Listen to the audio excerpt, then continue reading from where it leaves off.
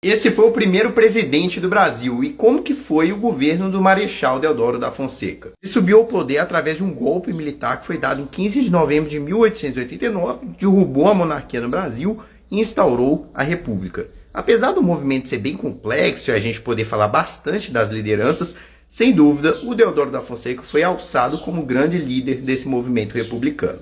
Após o golpe, ele foi alçado como presidente provisório, dando início ao que a gente chama de governo provisório, ou seja, ficaria lá até que fosse feita uma nova constituição a partir de uma constituinte. E esse primeiro governo, meu amigo, foi um caos. O Deodoro da Fonseca não se dava nem um pouquinho bem com a imprensa, e uma das suas marcas foi a perseguição aos jornais, tendo um caso ficado muito famoso que foi o da Tribuna da Imprensa, onde terminou na morte de um dos chefes da tipografia.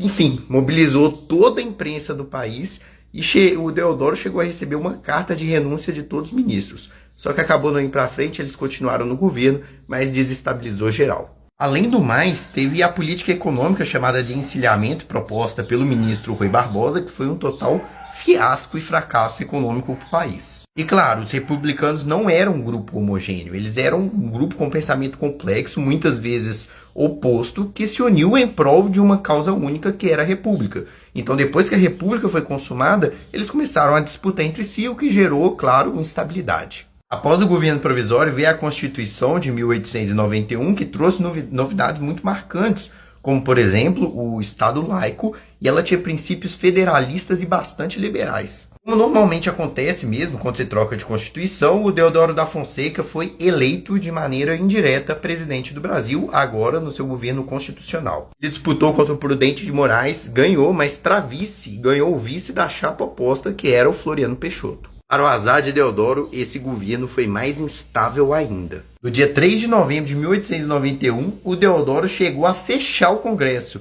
o que gerou uma reação muito forte. A principal reação foi a chamada Revolta da Armada. Membros da Marinha chegaram a apontar canhões para a cidade do Rio de Janeiro e ameaçaram bombardear pelas ações ditatoriais e inconstitucionais do Deodoro da Fonseca. 20 dias depois, com tanta pressão, ele renunciou. Segundo a Constituição, iam ser convocadas novas eleições porque ele não tinha passado metade do seu mandato ainda.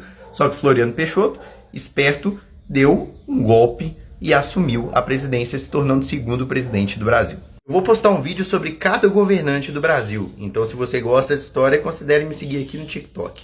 Um grande abraço e tchau, tchau.